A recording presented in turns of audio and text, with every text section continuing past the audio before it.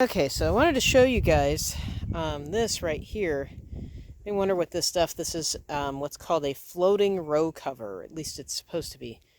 This is a very lightweight. This one is basically just minimal for frost, mostly for insects.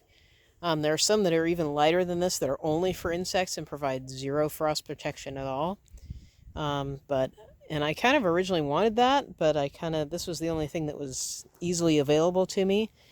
So I put this on, and thankfully I had it because it's been really kind of cold and then warm and then cold and then warm, and it's supposed to stay pretty warm for the next couple of days. So I'm gonna, at least the next week, so I'm gonna pull this up a little bit. Let's like Russell put that in there. So you can see what it looks like underneath. So we just had, it was something like 31, just had a big frost, and these over here, these are our turnips. These are the peas, which I think are the least happy about this whole situation. Probably need to put something to boost this up a little bit more. Oh wow, that's the radishes. And that under there, that's our mesclun mix. And there's a few beets in here also. So they seem to be pretty happy. And it seems to be holding some of the moisture in actually a little bit, which is not necessarily bad. So maybe I'll try to get another post here to hold this up a little more so that the peas aren't quite as squished. But otherwise, that's looking really good underneath here. So probably kind of what I wish I had done is I had done this earlier. So one of the reasons you use these things is basically it's a season extender.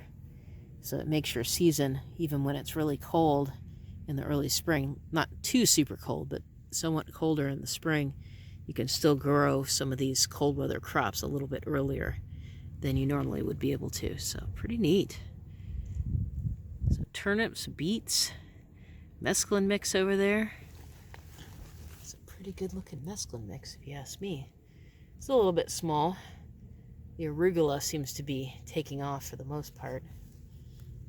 So, pretty cool. Alright, so there's one tree that I forgot in my video, and that's this one. This is the one that I got from Lowe's. Don't mind the explosions going on in the background. My neighbor apparently is using his shooting range. But anyway, it's leafed out pretty well. This is Winesap. So this is supposed to be probably the most disease resistant of anything I've seen at Lowe's. I probably need to do some more pruning of it, but right now I wanted to leave as much leaf area as I could to make sure that it was going to survive okay. But anyway, it's right next to this tree is right next to the chicken run. And I'm hoping that the extra apples that get wormy or something, the chickens will just eat.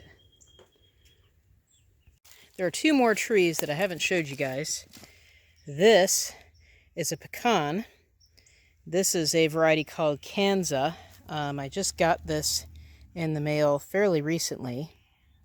And it's doing pretty well. It's grafted because that's pretty much the only way people have of propagating pecans. So if you can see right there, that's actually the graft union right there. And they kind of do this weird banana peel technique, although this one may be whip and tongue. It looks a little funny. But this down here, this is the graft. This is the understock down here. And it looks pretty good. I planted it first.